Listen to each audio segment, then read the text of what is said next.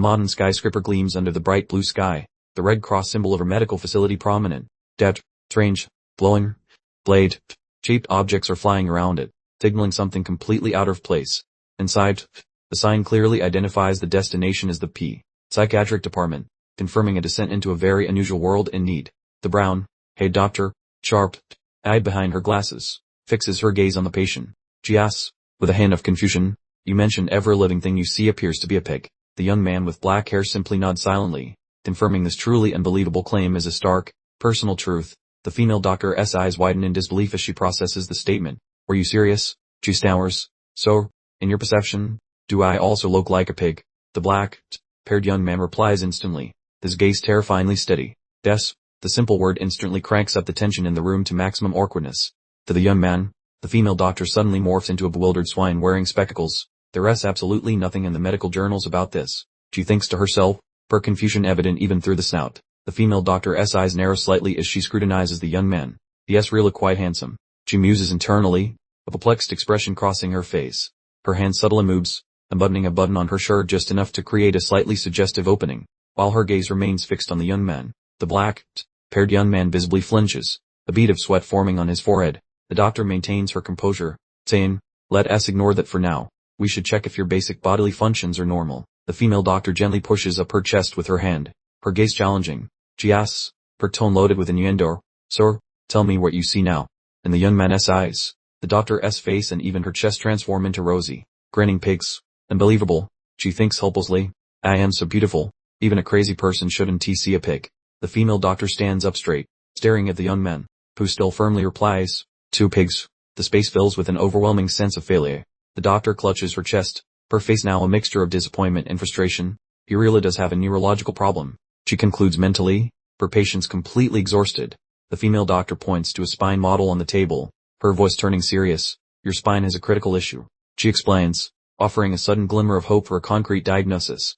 She points specifically to the deformed, twisted vertebrae, explaining, it's completely abnormal, severely compressed, putting pressure on your brain and optic nerves. This could be why you see everyone as pigs. The black-haired young man is stunned, cold sweat pouring out as he finally hears an explanation, a potential escape from his surreal situation. The brown-haired doctor adjusts her glasses, her voice grave. She explains that corrective surgery is the only option for the spine, but the risk of paralysis is extremely high. If it fails, you could be paralyzed from the neck down. She warns. The black-haired young man's expression remains bewildered, but a hint of defiance has begun to light up his eyes. He nods slowly, accepting the harsh prognosis laid out before him. The black-haired young man's eyes darken, becoming cold and severe. He interrupts the female doctor, his attitude decisive. Doctor, are you completely finished talking? The black-haired young man's eyes suddenly glow with a demonic red light as he reaches towards the spine model, questioning, in that case, can you give me back my spine? The brown-haired doctor is startled, realizing the black-haired young man mistakes the model for his real spine. She sighs regretfully, thinking, such a good-looking feller, what a waste. The city noise echoes loudly. On the bustling street, the bus pulls up, carrying people with different destinies, continuing the relentless cycle of life. Yuchuan sits on the bus, blending into the crowd, yearning wearily. While everyday life continues, everything has fundamentally shifted inside his head. Yuchuan stares at the document, which clearly states he has severe mental illness, an invisible present sentence weighing heavily on his existence. Since he can remember, Yuchuan has viewed everyone as pigs. He wonders if it's because his parents were pig butchers. It doesn't affect my life much, he thinks, except for dating. Today is the day of professional awakening. Yuchuan holds a faint hope that this illness might be cured before he awakens his new abilities. But perhaps that wish was not granted. The scene shifts to Kinking Academy, where the awakening ceremony is taking place. The gigantic blue crystal stands tall in the center, drawing countless onlookers. Yuchuan walks through the large crowd, his heart heavy with concern. He wonders if his unique illness will somehow interfere with the professional awakening ceremony, which would be a huge problem. The sharp, unmistakable voice sliced through the air, touting Yuchuan's name like a parental scolding. The blue-haired girl, looking a little worried but mostly relieved, began to lecture him playfully. Brother Yuchuan, you're actually here. If you were late. Her hand, surprisingly firm for how gentle she looked, grabbed his arm, her eyes still glaring with mock irritation. She continued, a mixture of a threat and a joke in her tone. I was this close to smacking you, just so you know. In the midst of the crowded square, a truly demonic grin split the air, revealing a face so grotesque it looked like a pig's head crossed with something truly unfortunate. The bloodshot eyes and neon green hair made for a truly unsettling picture, accompanied by a booming sound that felt like a bad omen for the cruel fate unfolding.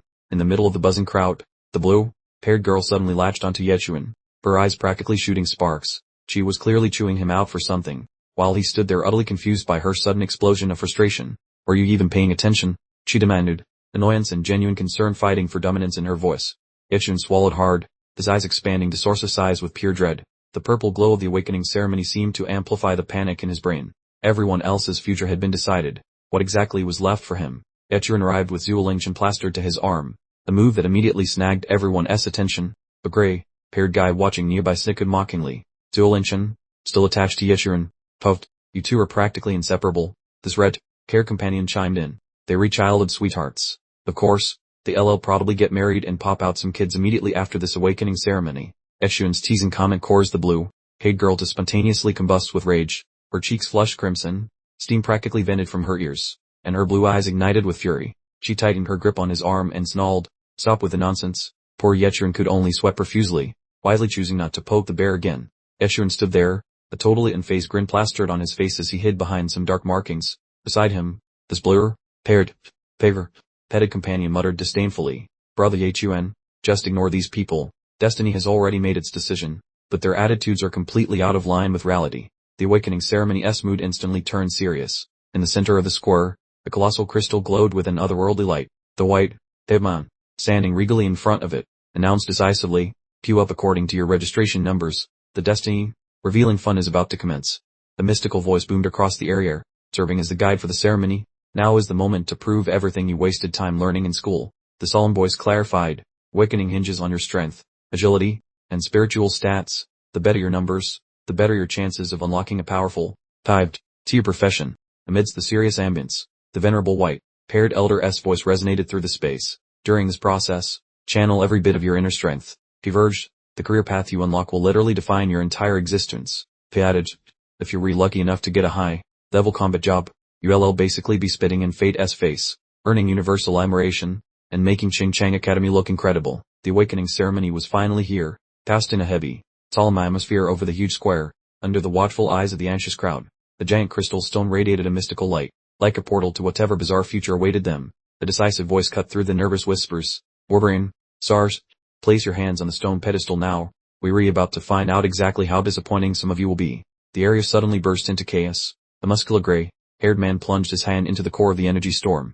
Purple lightning ripped through the heavens, swirling wildly, as if the cosmos itself had decided to open a high-voltage portal. A truly terrifying amount of power was poised for release. The male student took a confident step forward, touching the glowing sphere. Purple light immediately enveloped the crystal. He gasped in utter shock as the words clearly materialized. "Laughed, Thai profession, intermediate blacksmith." His future was decided. A new career path, probably involving a lot of heavy lifting and heat, had opened. The next male student in line stepped up, only to find his awakening was less of a dream and more of a full-blown nightmare. He let out a piercing scream, his entire body shaking uncontrollably as if he were being electrocuted. Behind him, the white-haired man continued to watch the spectacle, completely unbothered. Yet another male student approached, placing his shaking hand on the awakening stone. Blue-purple lightning crackled and ripped through the air, and the words of destiny materialized for all to see. "Laughed, Thai profession, advanced healer." The white-haired elder watched intently, his eyes fixed on the display, seemingly considering the implications of this new career choice. The giant crystal stone vibrated wildly, sending electrical sparks flying into the air. Cold, emotionless words instantly appeared on its surface, sealing another destiny. "Living, Thai profession, novice engineer." The desperate, high-pitched scream echoed across the square. The young man in the brown shirt collapsed to his knees, clutching his head in despair, while the white-haired principal simply watched in silence. His fate had been unexpectedly, and quite cruelly, determined. Across the sprawling square, under the intense scrutiny of the white-haired elder, a large, red-haired male student cautiously shuffled toward the massive crystal stone. His destiny was mere seconds away from being exposed for all to judge. With eyes wide with horror and cold sweat streaming down his face, the red-haired young man stood at the edge of his fate, completely paralyzed by fear.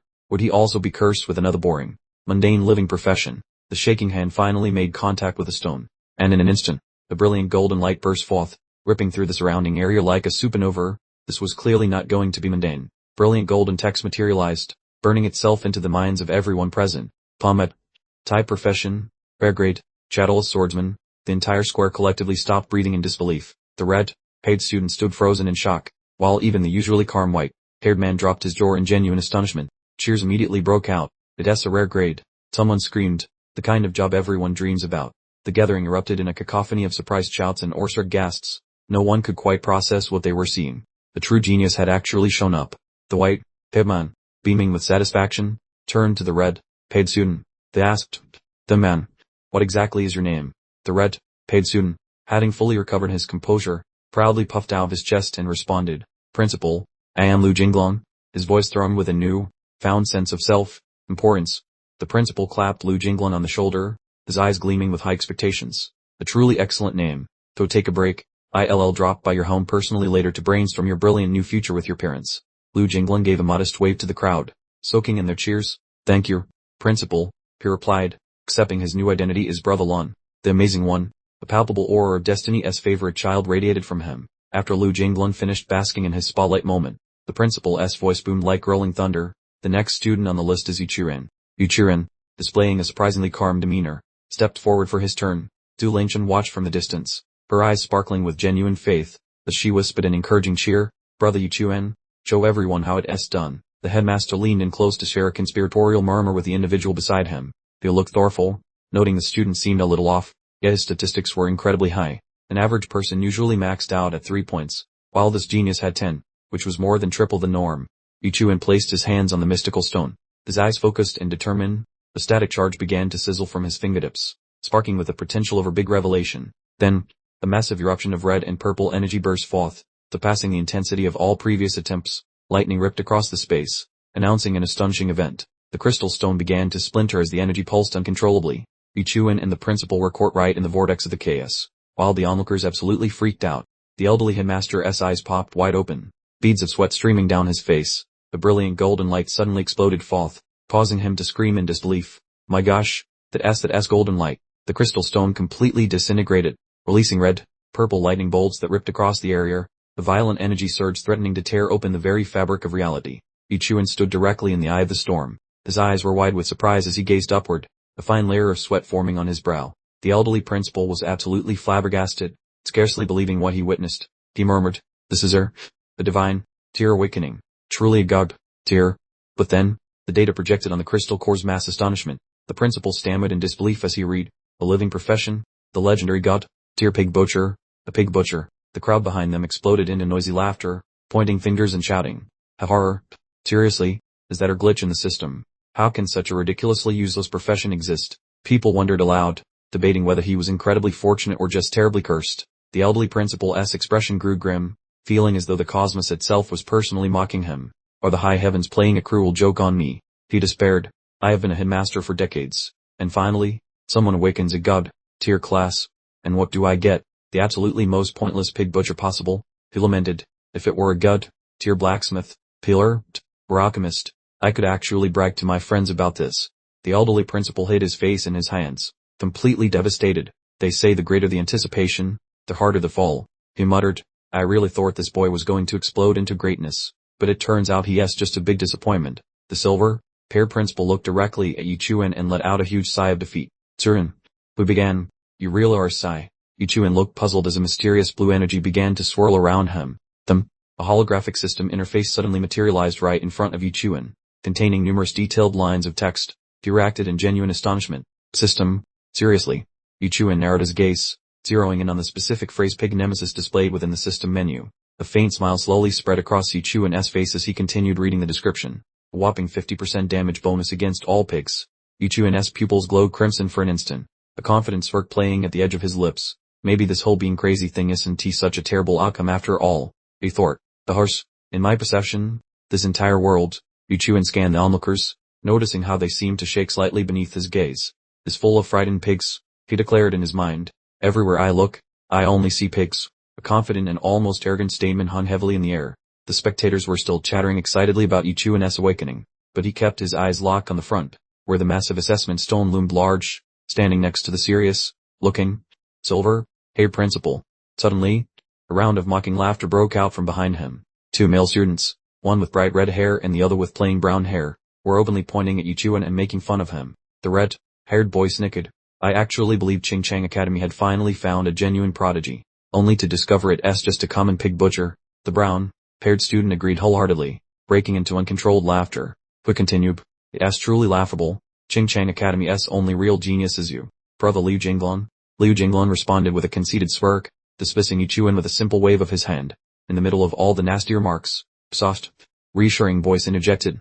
Zhu Linchen stood right next to Yichuan, gently telling him, "Don't worry, brother Yichuan, it really is alright."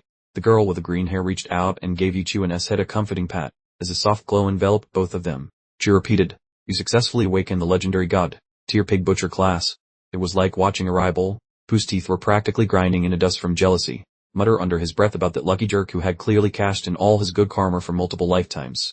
Yichuan looked over at Zhu Linchen, who had just started blushing, and thought to himself, "Uncle Yi will be over the moon, and my dad will be even happier, especially since Zhu Linchen and I have been inseparable neighbors since we were kids."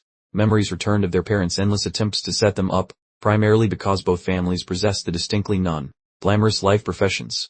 The white-haired man's voice boomed suddenly, chattering Yichuan's internal monologue.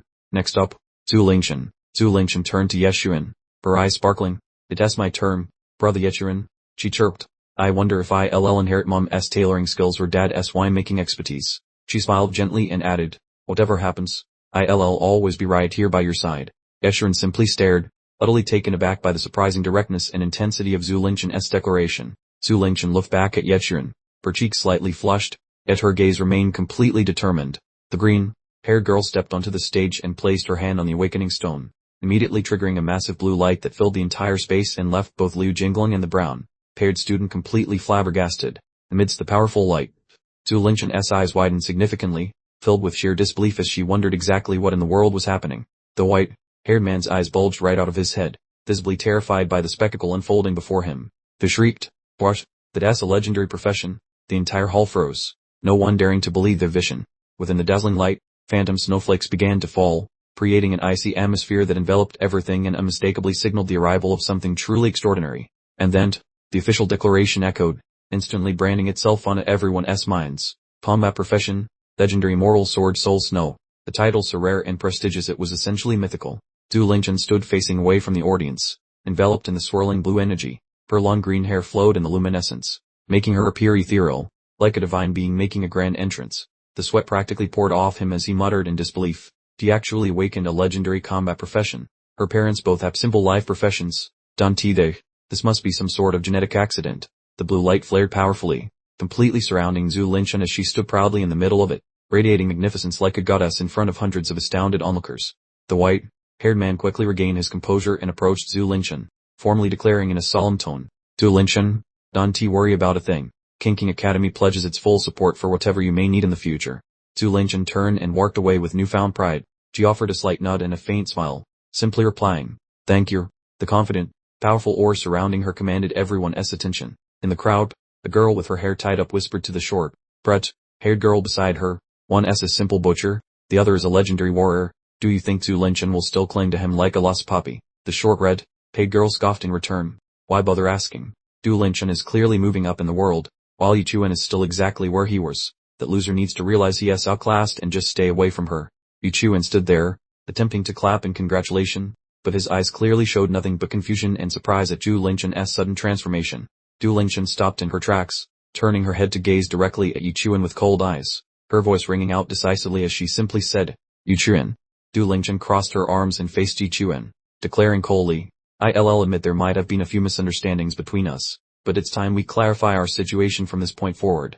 Zhu Linchen's next words cut through Yichuan's heart like a sharp knife. His eyes widened in shock as he heard her say, "We are no longer equals, and we no longer share the same world." Behind Yichuan, Liu Jingling and the brown-haired student failed to hide their triumphant smiles, gloating openly at Yichuan's obvious heartache. Yichuan remained frozen in place, his eyes vacant. His whole world felt like it had dissolved beneath his feet, and only a single, defeated word escaped his parched lips. "Understood." Zhu Linchen let out a sigh, her eyes reflecting a mix of pity and disdain. "I know this must be a heavy blow for you," she said. Dante tried to pretend you're fine.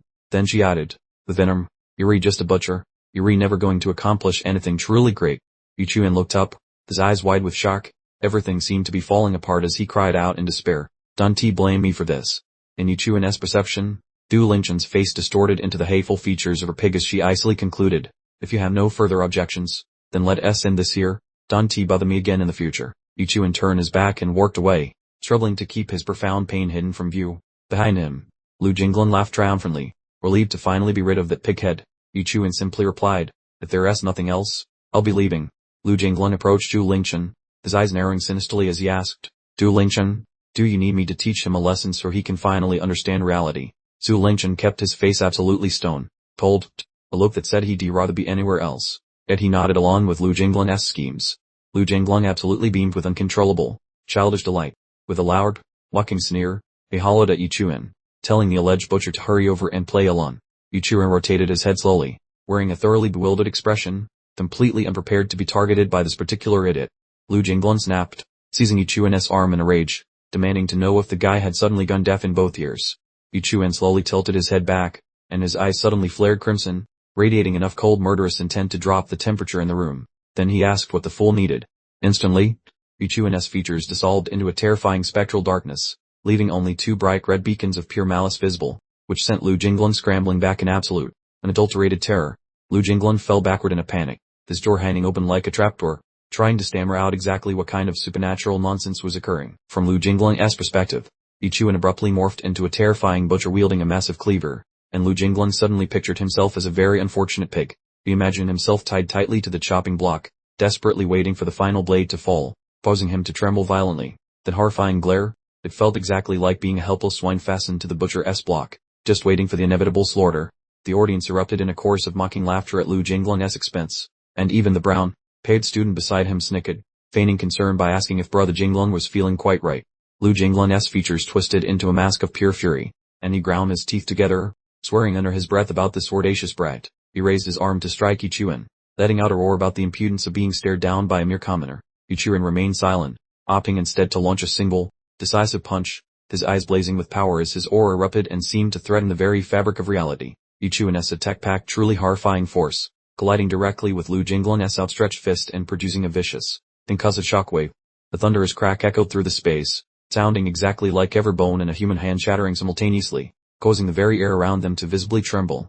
Lu Jinglun let out a high-pitched shriek of pain as his hand was hideously deformed, with fresh crimson liquid pouring from the mangled mess, proving that Yu Chuan's single strike had been utterly catastrophic. Zhu Lingchen and the brown-haired lackey both froze solid, completely dumbfounded by the sight, wondering aloud precisely what kind of mess they had just witnessed. Lu Jinglun grabbed his mangled, throbbing hand, his eyes wide with utter disbelief, insisting that this was completely impossible because the guy was only supposed to be a low-level butcher. Yu Chuan simply stood still, his eyes still burning crimson, enveloped in an aura that promised a truly icy death. Yes, he confirmed, he was indeed a butcher, and he just happened to possess a little strength in his hands, which he considered perfectly logical. The onlookers immediately started buzzing with endless gossip, all wondering what exactly happened and staring at Lu Jinglun's clearly broken hand. The combination of pain and deep humiliation quickly morphed into towering fury, causing Lu Jinglun to roar furiously that he would absolutely murder Yu Chuan. Without hesitation, he summoned a brilliant blue longsword, his eyes streaked with blood as he prepared to deliver a fatal counter attack. The crowd immediately fell into another panic frenzy, realizing this was serious and agreeing that the kid was certainly doomed for picking a fight with an actual combat user instead of apologizing immediately. The sword in Lu Jinglun's grip pulsed with bright energy as he confidently announced that the specific Azure Void longsword could easily slice through thick steel pipes. He shrieked, his features twisted with pure, unadulterated hatred, promising to completely cripple his opponent right on the spot. Suddenly, things went sideways, as if winter decided to pay an uninvited visit. Lu Jinglun's sword started to frost over, with delicate little snowflakes blossoming around the blade. The ice wasn't content with just the sword. It decided to give Lu Jinglun a full, body deep freeze. Panic set in when he recognized his limbs were now completely paralyzed. Shivering violently, Lu Jinglun stared wildly at Zhu Lingchen, desperately wanting to know why she continued to aid his adversary. In the middle of this theatrical blizzard, Zhu Lingchen announced her decision to call off the whole spectacle, standing like a glistening figurine made of ice. Her stare was absolutely rock solid. She absolutely refused to be the reason for a deadly duel between two men. Her weary yet resolute voice rang out clearly, instructing them to cease this ridiculous battle over her immediately. Zhu Lingchen stared directly at Yu Chuan, delivering words that cut off all connection. She pointed out that he, too, could see they were living in completely different realities now. This favor, she declared, was her last goodbye to their history. Yu Chuan simply poked at his ear, wearing an expression that suggested he couldn't possibly care less. He didn't bother responding, acting like Zhu Lingchen's dramatic speech was completely meaningless. Zhu Lingchen spun around, delivering one last ultimatum. She warned him to stay away from kinking, or else the next time Lu Jinglun came for vengeance, he'd be on his own. She promptly vanished without waiting for an answer. Yu Chuan let out a huge yawn, clearly indicating he wasn't paying the slightest attention to Zhu Lingchen's lecture. Dronzer, Dronzer, Dronzer, if you redone talking, I'm heading out, he declared, turning his back on the whole affair. The three companions were left standing with their jaws hanging open in sheer disbelief. The guy acts like nothing matters in the world, they thought, completely floored by Yuchuan's casual demeanor. After escaping the dramatic scene, Yuchuan went back to his normal schedule. He strolled through the bustling street, feeling disconnected from both worlds, like a ghost in a crowd. Out of nowhere, the rather round woman and a terrifying monster dog materialized right in front of him, creating a roadblock. The dog bared its teeth and let out a vicious snarl, radiating pure hostility. Yuchuan's eyes flashed crimson for a moment. He focused on the beast, a sudden thought popping into his head like a light bulb turning on.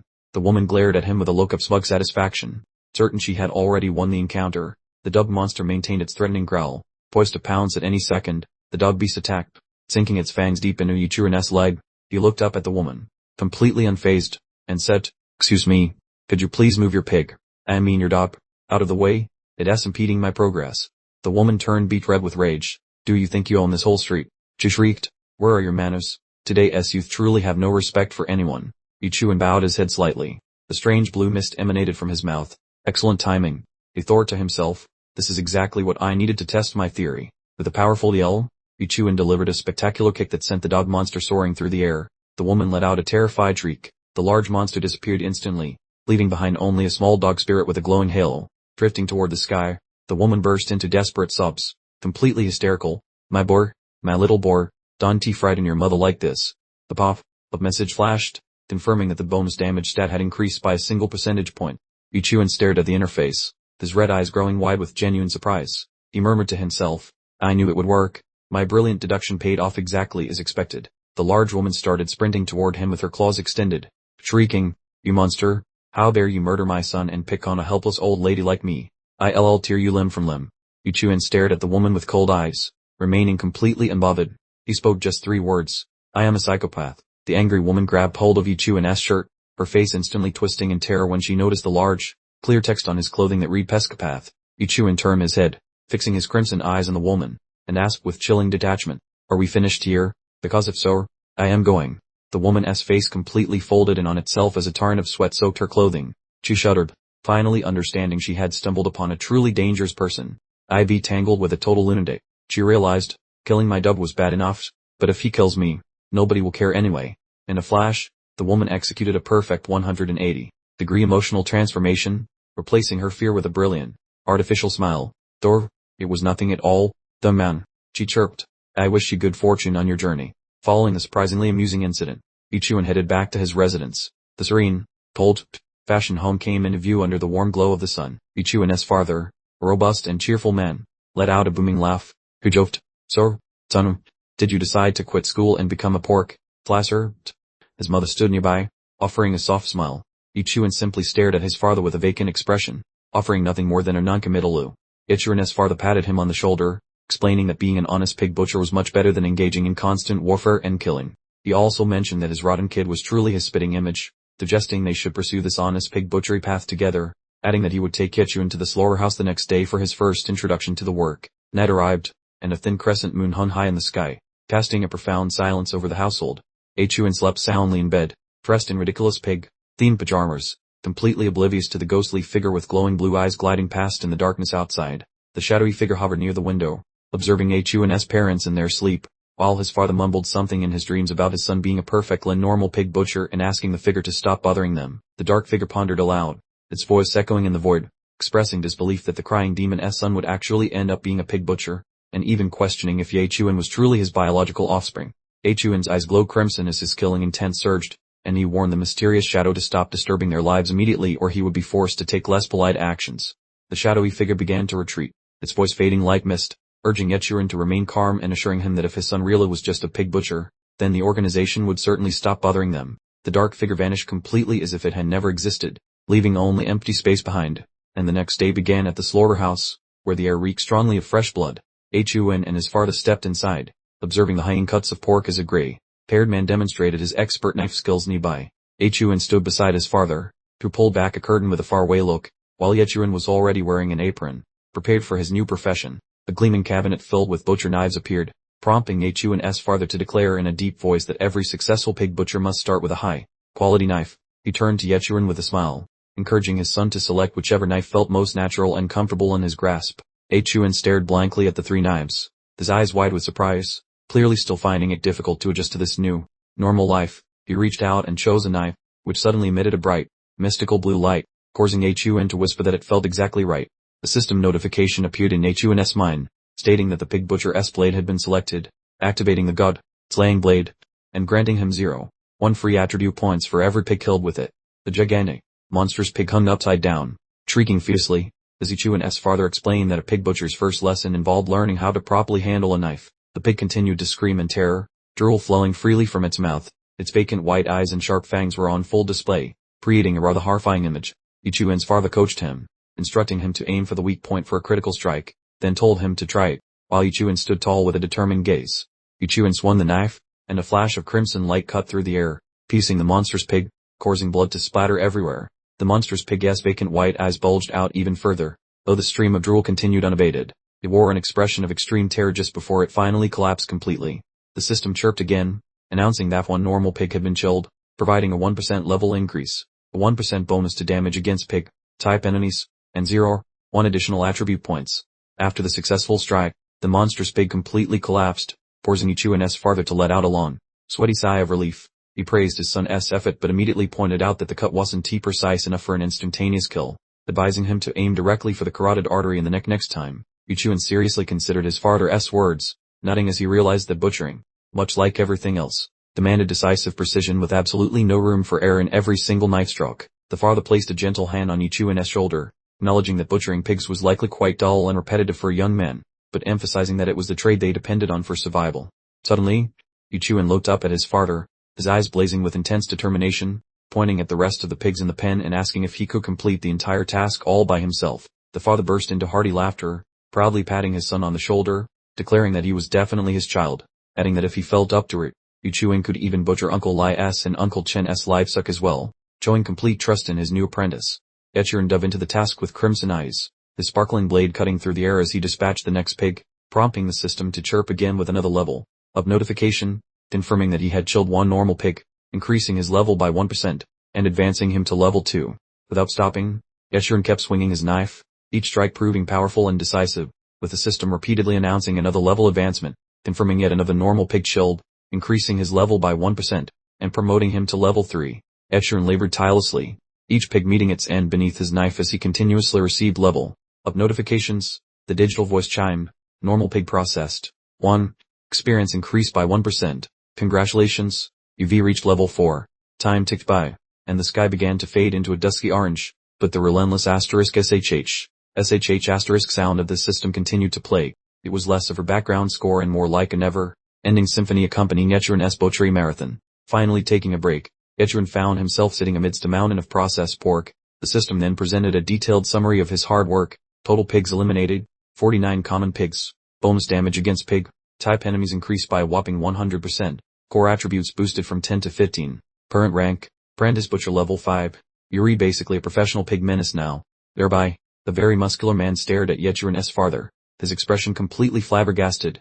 Seriously, is this your kid? Yes, completely hooked on butchering pigs. The man added, he finished our entire workload for the week in just one sitting. We're going to have to find a new hobby for him, or we'll all run out of pigs to process. Chuan's father simply offered a slight smile, his eyes practically glowing with pride at the compliments about his son. He didn't need to boast. That one satisfied grin conveyed everything about his deep contentment. Pursing his arms and holding his head high, he proudly announced, I don't care what you say. My son is basically a divine pig butchering machine. His words resonated, solidifying Chuan's extraordinary and frankly terrifying talent.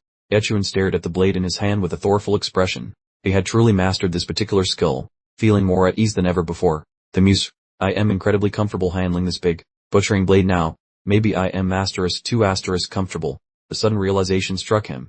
It's time to graduate from the slaughterhouse and finally see what the outside world has to offer. This quiet determination carried with it a powerful desire for exploration, pushing him beyond the familiar boundaries of his comfort zone. The following morning, Chuan threw his backpack over his shoulder, opened the slaughterhouse door for the last time, and stepped out, eager to embark on a new adventure into the mysterious world that lay ahead. This world was a true melting pot of chaos, where countless races from different realms and kingdoms existed side by side. Unfortunately, monsters also ran rampant, turning the landscape into a very perilous and messy place for everyone involved. Humanity had long abandoned separate nations, uniting instead into the Human Federation, which was structured into 9 distinct special zones. Tichen, Yachuran's starting point, was situated right on the outer perimeter of the 5th zone. A colossal gate, known appropriately as the Borderlands, towered over the landscape. It served as the stark boundary line between the comforting safety of the city and the genuinely terrifying dangers lurking just beyond its walls. Yuchiren, backpack secured, worked straight through the massive gate, leaving the nonchalant guards in the dust. He entered the gloomy forest where only faint light managed to pierce the canopy, officially starting his new journey as an adventurer, or maybe just a wandering butcher. The man holding an enormous axe stopped Yichuan, delivering a stern warning.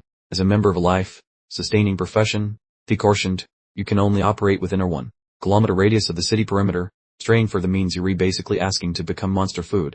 Yuchuran nodded decisively, maintaining a firm gaze while acknowledging the warning. He understood the risks involved and fully accepted all potential dangers on the path he had chosen, which was basically ignoring the warning entirely. Ignoring the advice he just received, he ventured even deeper into the forest. The rustling leaves seemed to whisper secrets of lurking dangers, forcing him to take each step with increased caution and vigilance, hoping he wouldn't regret his decision. A sudden, strange noise sharply pierced the forest's silence, pausing Yichuan to whip his head around vigilantly. The sharp eyes immediately began scanning the surrounding area, searching intensely for the origin of the disturbance.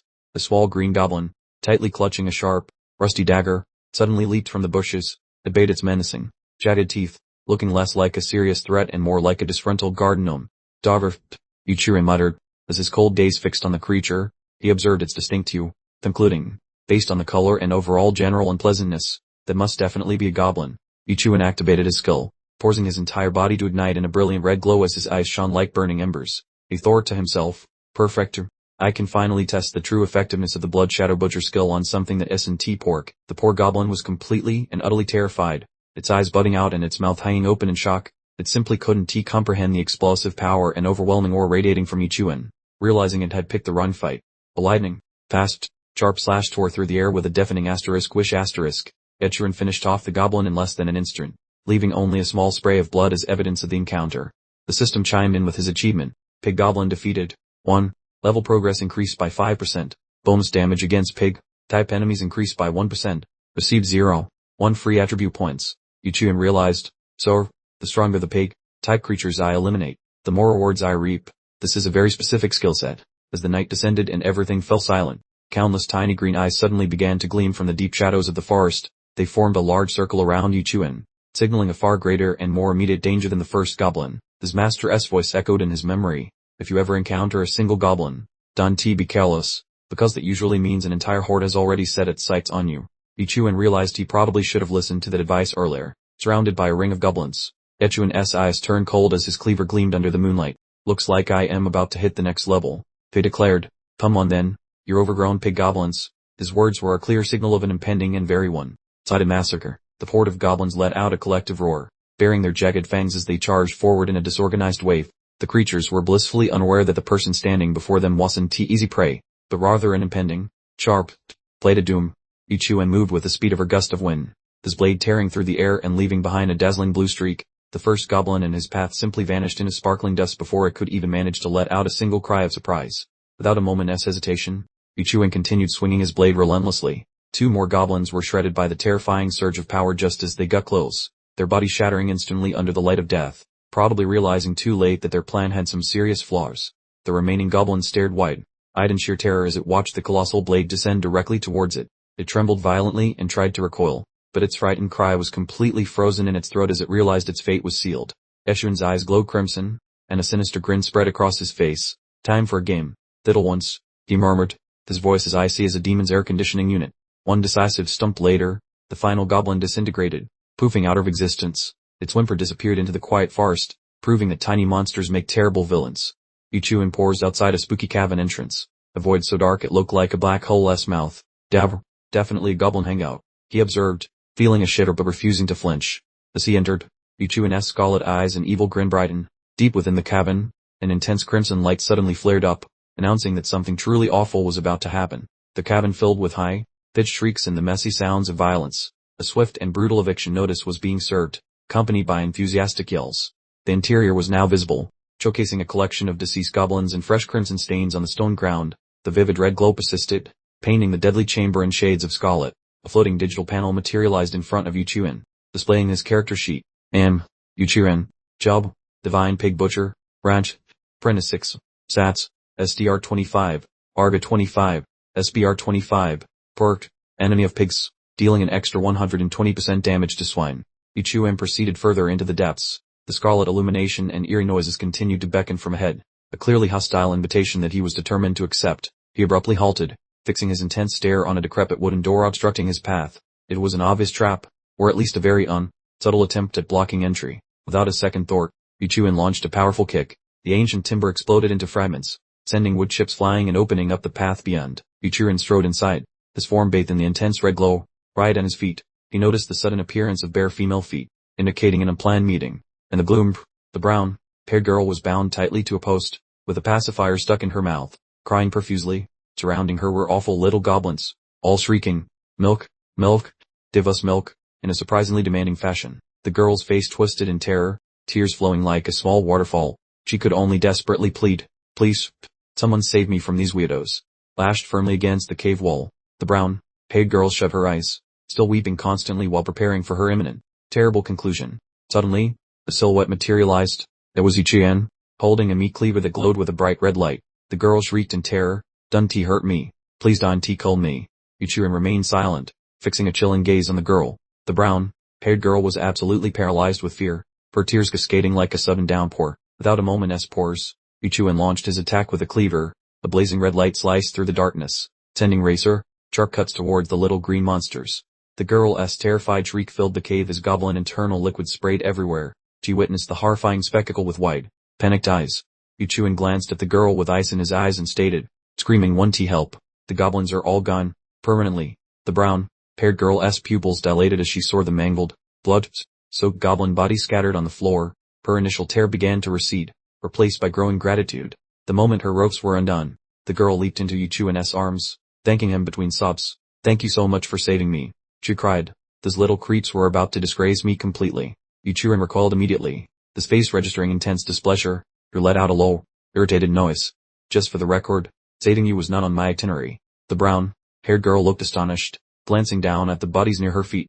"Brage, did you really slaughter every single one of these guys yourself?" She kept surveying the surrounding carnage. Seeing the extent of the massacre, the girl couldn't help but feel impressed. "You are incredible. Are you some kind of hero?" Following a brief, awkward pause, the girl tilted her head to look at Ichiuen and inquired, "So, what exactly do they call you?" Ichiuen responded abruptly, "Ichiuen." He then pointed toward the exit. "Leave this place, head that way, and you'll eventually stumble into a populated area." The brown-haired girl ventured out into the quiet forest night. Her solitary steps gradually receded into the darkness, growing fainter as she went. Just as he believed he had finally gotten rid of his temporary baggage, a certain individual started trailing Ichiuen into the quiet forest shadows. Ichiuen suddenly spun around, spotting the brown-haired girl awkwardly peering from behind a nearby tree. She flinched dramatically, letting out a startled shriek. With the intimidating cleaver blade glinting ominously nearby, the young woman nervously stammered out her plea, her face contorted in abject terror, explaining she was simply too frightened to return on her own. Ichiuen lowered the intimidating weapon and requested more specific information. The brown-haired girl paused, clearly apprehensive, before finally identifying herself as Zirnarnen. Head bowed low, she recounted her misadventure, explaining how she was searching for a rare Shuyu flower as a birthday present for her mother, only for the entire trip to turn into a nightmare when she was captured by goblins. Zirnarnen suddenly stared at Ichiuen, making an unexpected business proposition. She suggested a trade. If he assisted in locating the Shuyu flower, she would connect him with the most skilled weaponsmith in Kinking to forge him a new blade. Ichiuen remained utterly unimpressed, issuing a stark and cold dismissal. He sent her away, telling her to go home immediately and threatening to chop her up if she dared to follow him further. Having been so rudely rebuffed, Zirnarnen angrily placed her hands on her hips, wondering if Ichiuen was completely insane to show such blatant indifference toward a stunning beauty like herself. Unwilling to accept defeat, Zirnarnen continued to press the issue, finally deciding to reveal her winning hand. She hotly questioned him, asking if he knew who she was, before proudly declaring her father's name was Zirbehai. The name Zirbehai caused Ichiuen to visibly startle. In his memory, a renowned and powerful identity suddenly materialized, the patriarch of the illustrious Zir clan, a formidable 9th-level master. This individual was rumored to be only one small step shy of attaining Grandmaster status. The sinister grin quickly spread across Ichiuen's face, his eyes glinting with newfound calculation. He mused internally that, given Zirbehai's immense financial resources, forging 10 high-quality cleavers for himself would pose absolutely no challenge. Zirnarnen proudly brandished her family's protective talisman, explaining how it typically shielded her from all harm, though she noted the goblins managed to circumvent its magic by simply ambushing her and tying her up with mundane rope. She continued by explaining that because the goblins were completely incapable of directly causing her physical harm, their only recourse was to bind her. Zirnarnen concluded her story with a look of distress, speculating that she would have been taken by them long ago if not for the amulet. Yuchiren, for his part, silently confirmed the remarkable value of the Zir clan's protective artifact. Yuchiren finally nodded in assent, agreeing to the terms. Very well, he said. I accept. I'll help you locate the Shuyu flower, and you will make sure I get a high-quality knife forged. Zirnarnen was completely dumbfounded by his sudden reversal. She cheered joyfully, instantly grabbing Ichuan's hand in triumph. The negotiation had been a resounding and complete victory for her. Zirnarnen held up a faded old map with determined eyes. I purchased this from a merchant, she announced, before taking charge and leading Ichuan on the quest to find the Shuyu flower, a location notorious for unpredictable dangers. The map showed a bright red X marking the flower's location, but right beside it was the intimidating image of a giant python. Zirnarnen nervously explained that the flower's presence always indicated the presence of a massive Juyu python, making the area exceptionally dangerous. Ichuan raised an eyebrow, feigning surprise at the mention of the giant python. Zirnarnen nodded gravely, explaining that according to the Wilderness Survival Handbook, the creature possessed strength rivaling a 9th-level apprentice, and she doubted her abilities were sufficient to confront it. Ichuan's expression shifted drastically, a sinister grin spreading across his face as his eyes sparkled with chilling excitement. I've truly never had the pleasure of encountering a giant python, he whispered, a purple orb beginning to encircle him, hinting at an approaching frenzy. Zirnarnen glanced at Ichuan, a vague worry stirring within her heart as she questioned if he was even listening to her warnings. She quickly reassured herself by recalling that anyone capable of single-handedly eliminating an entire goblin tribe must surely possess the strength of at least a third-level warrior.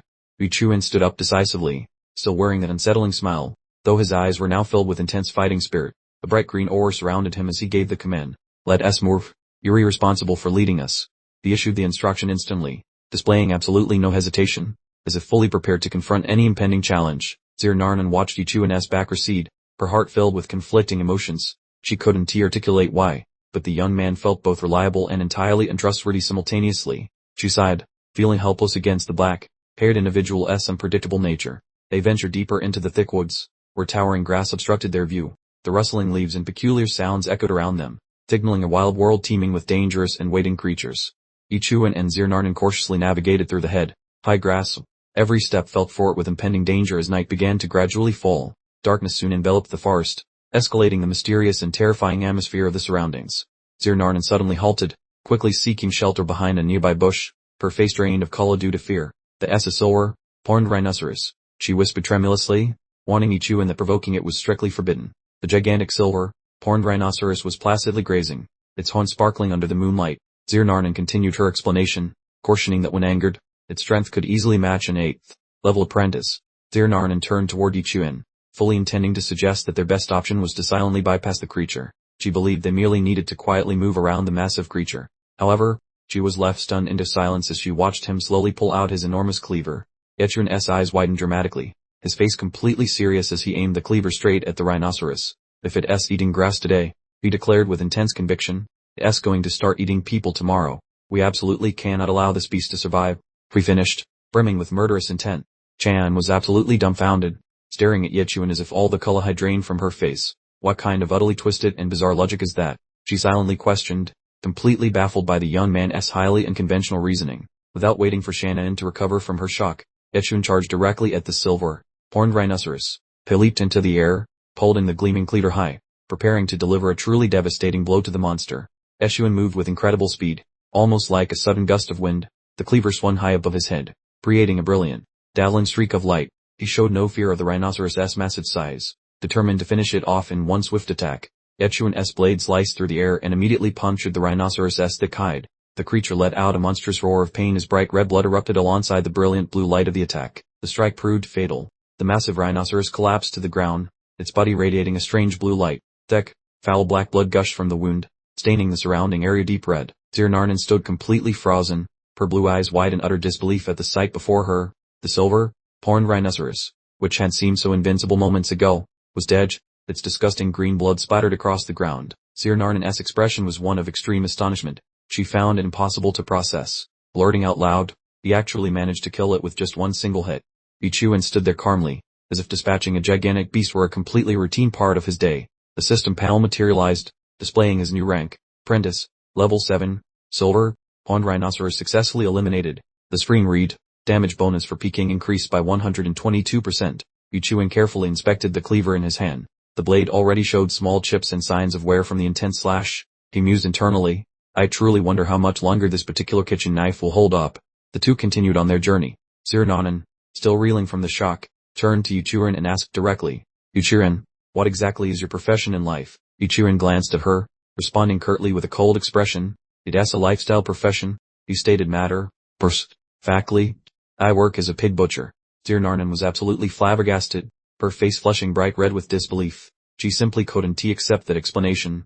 No way, she thought furiously. How could a lifestyle job enable someone to shot a silver-horned rhinoceros? Yuchuan completely ignored her skepticism. He calmly chopped off the rhinoceros horn, mumbling to himself, this horn material looks quite valuable. He added a quick explanation. This rhinoceros was probably too old or something. That's why it died instantly like that. Zirnanen looked at Yuchuan, still full of suspicion, but ultimately decided to give up questioning. She tried to change the subject. Weary almost at the destination, she thought to herself, the Blood Moon Flower location is near. I suppose this kid isn't lying.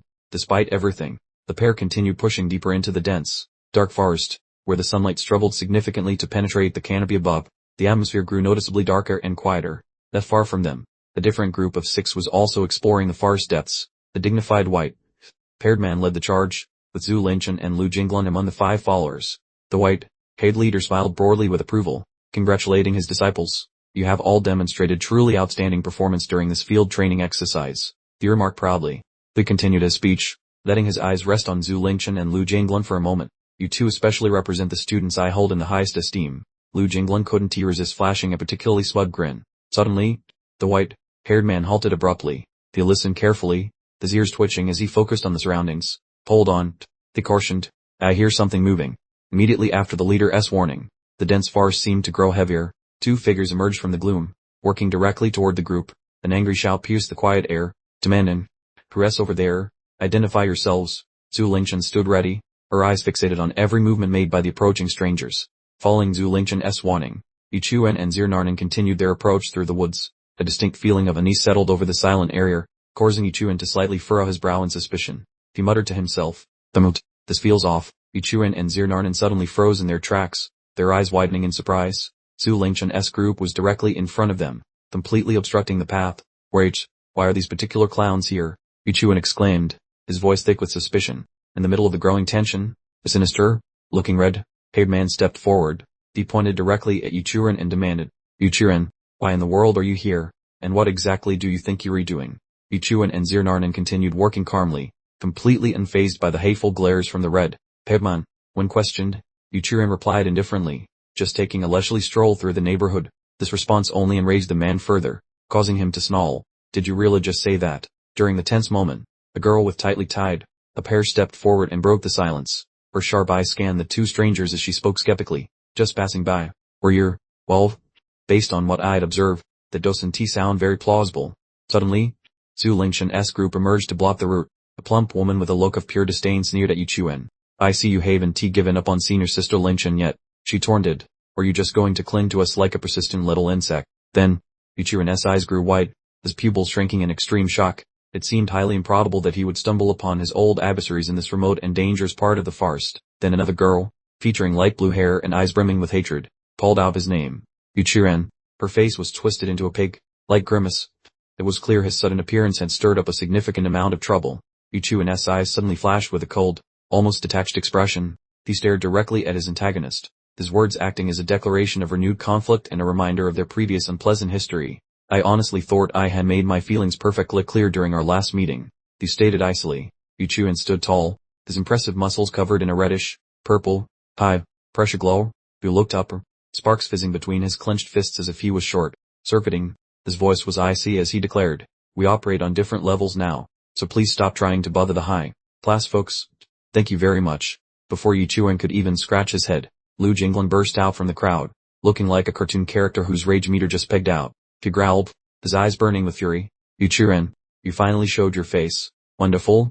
I was beginning to worry I wouldn't get to yell at you today. But then, the dark figure arrived without a reservation, completely hijacking the tension. This mysterious man, completely hidden in shadow, had glowing red eyes like a broken car tail light, and a purple sword flashed menacingly, bringing a sudden, heavy vibe of impending doom to the surrounding trees.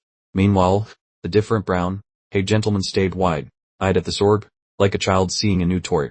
We yelled, "Brother Jinglan's sword, look at the Chan. Could this possibly be initial emperor grade? That's basically a legendary artifact right there." Over in the corner, the white-haired elder couldn't believe how fast Lu Jinglan had improved, practically giving himself a pat on the back. The fourth-level apprentice somehow got an initial emperor grade weapon in just days. I always said he was a genius. Amused with this, he could probably take on a sixth-level apprentice. Easy.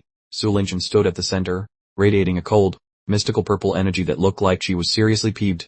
The two men beside her were stiff as boards, clearly terrified. Her warning boomed out.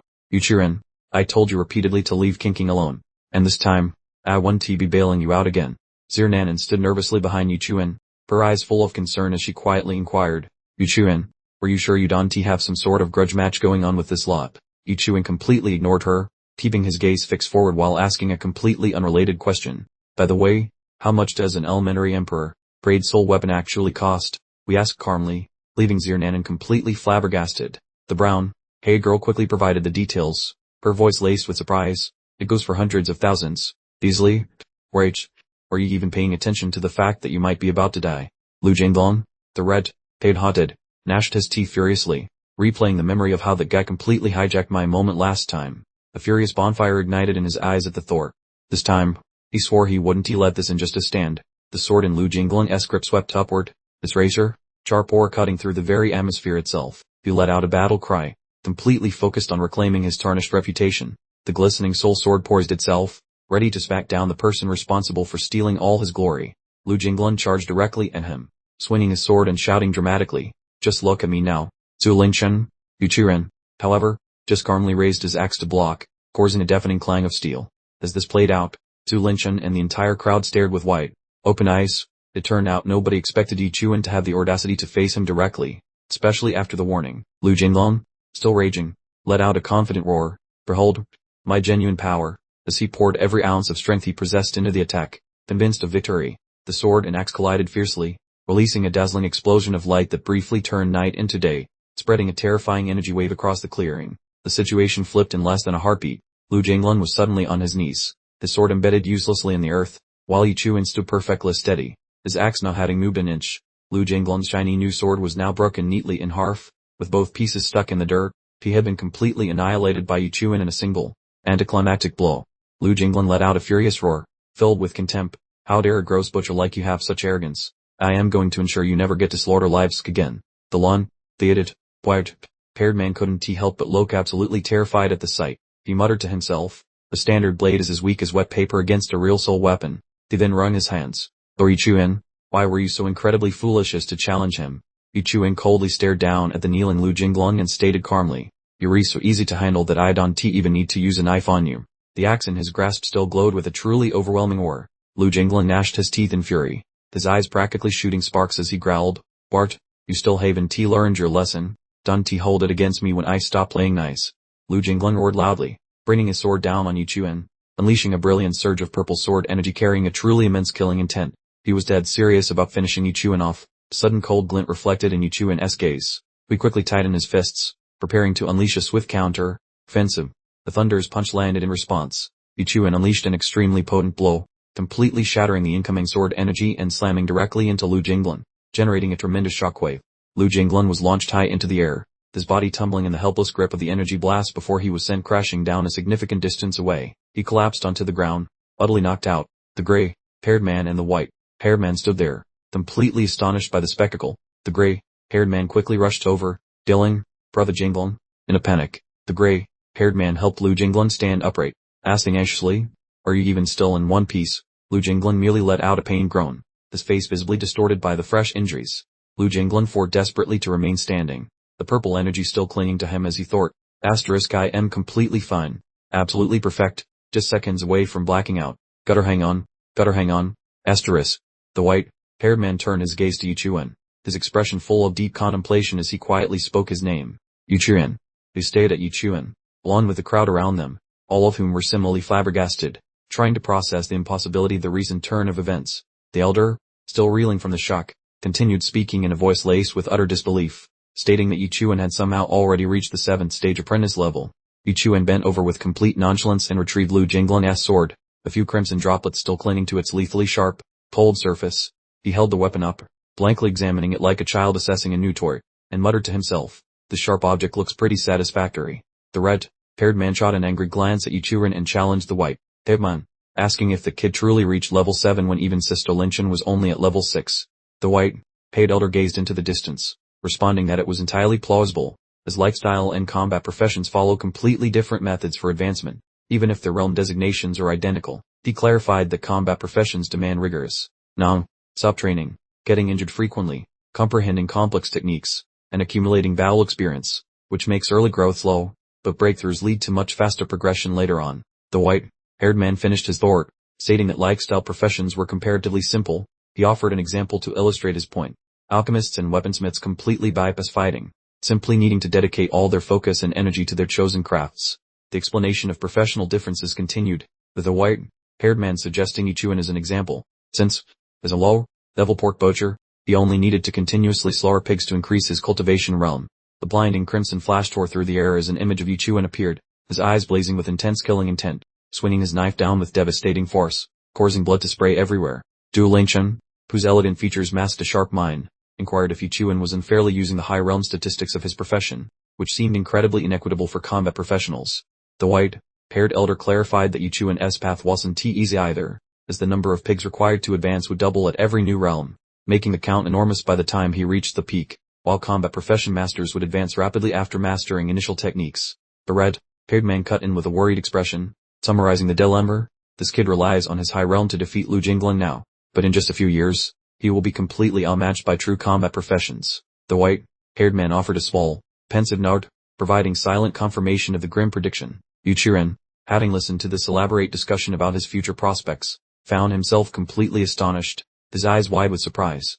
Yuchuren, clearly uninterested in lingering, turned to depart, offering a small wave and noting that he would be on his way if there was nothing further to discuss.